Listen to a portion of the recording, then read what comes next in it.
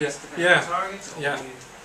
What I would do is have the same project and then maybe put the code that I want to be different at some well-defined place, and then I would build downloadable apps for the different platforms. So what I have here is the list of supported platforms. So Android, for example, different Android levels, and yeah, you can see the different mobile. But Java ME, for example, there is something like an incredible big amount of variations for Java ME, something like 40-50 different builds, because they differ, and mobiles from one vendor might differ, different models from one vendor. So here in Europe we are very focused on, and in Sweden, in Stockholm, we are very focused on iPhone and Android. And actually MoSync is popular in Asia and so on, where the mobile market maybe is a little bit different. There are lots of Java ME phones. A quick question: is Java ME really prevalent in Southeast Asia still as a target? No, I think Android is coming very, very strong. Yeah. But very cheap, inexpensive Android phones from Chinese but you have a lot manufacturers. of phones that people are using and as a target for software development. Yes. Okay. And Symbian. Yeah. Okay, so then I show a bit of Lua, how I would do this in Lua. So then I started here an editor, okay, and this editor has a built-in, so it's basically the same program, you can see it here. So this editor has a built-in server, so now I will start another MoSync application here, a client application. So I start that, and so now this is in the emulator, but this would be a text window on the actual device. So I enter the IP address of the server, and now it's localhost. So you can see the IP address is here. Okay. Is this a kind of continuation and port of what you did with the JavaScript? Yes, it's like Droid script, but it's not. It's not any. The code is completely different, but the idea is the same. This is why they employed me. Okay, to do stuff like this. So now I should be able to select this code and press Run Selection here, and then we have this rectangle. And you can see since it's so this is Lua, and these are functions in the Lua API. For MoSync, and you can paint another rectangle with a different color at a different place, and then I could there are some event handling functions like on, touch, down. So every time you touch the screen, on, touch, down is called X and Y are passed as parameters, and I can indent a bit here to make it nicer to read. So I field direct at X and Y instead.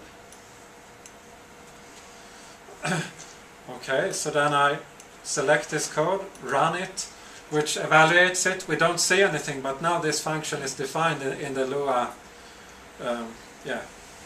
space. Sorry, is Lua Python-esque in this aspect? It's bracelets. Yeah, it's bracelets. It's Ruby-esque because indentation is not, white space is not what do you say, significant. So now, I mean, what I like about this is you can play around with it. So the X could be used as one of the color parameters, and you have the program up and running. You don't have to restart it all the time. I can say here on touch, drag. Oops, hello. And now on touch drag is defined, so now I can paint here. So it's a very interactive way of working, and then I can take this code and package it as a MoSync standalone native application. Your selecting the code before you press run. So it means you can run different parts of code within. Yes, I can. Yeah. So I can do like this, for example. MA draw image. So I have some in this project. You can either download data over the internet, or you can package image resources and sound resources with the application. So I have a couple of image resources here. So they happen to be named by number now. Okay. So for example, at position 50-50, I want to draw image number 1. So I select this one only, run it. We don't see anything because I need to update the screen. And now we see it. Okay. It's on Monday. Pardon? It's on Monday. It's on Monday. I didn't get that. Valentine's. Yeah, that's true. Thanks for reminding me. Can you handle a different kind of screen resolution some way? Yes, you would have to handle it yourself. Okay. So you can, if I want to fill it would actually be a bit messy, because the C API. That's a no. Yeah. So there are different users, obviously. So there are like hardcore professionals who might want to use MoSync as it is, develop in C, C++, who are happy about that. Maybe they want to use Lua as a scripting engine for a game or for some map application or whatever. Then there are developers who don't want to use C, C++.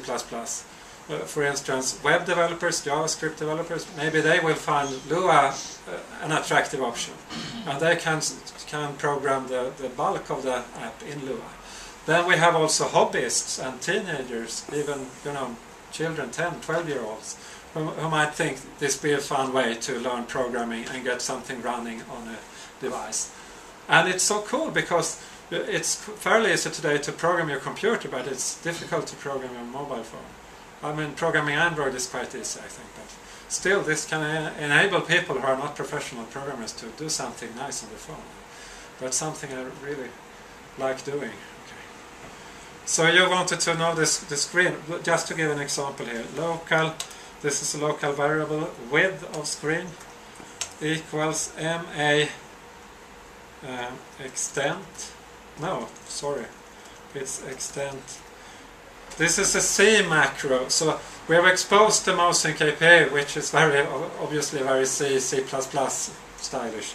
So this is a macro in the C API. But dynamically parsed. No, it's not dynamically, because these bindings are generated in advance. In Lua it's easy to do bindings to C. Now it's dynamic. Yeah. Sure. Get src size. Why didn't they name that? That was before I started. I will deprecate that and name it get screen size. Or screen get size or something. Okay, so that's the width. I always misspell it as CR, source. You did now too. Yeah. I did.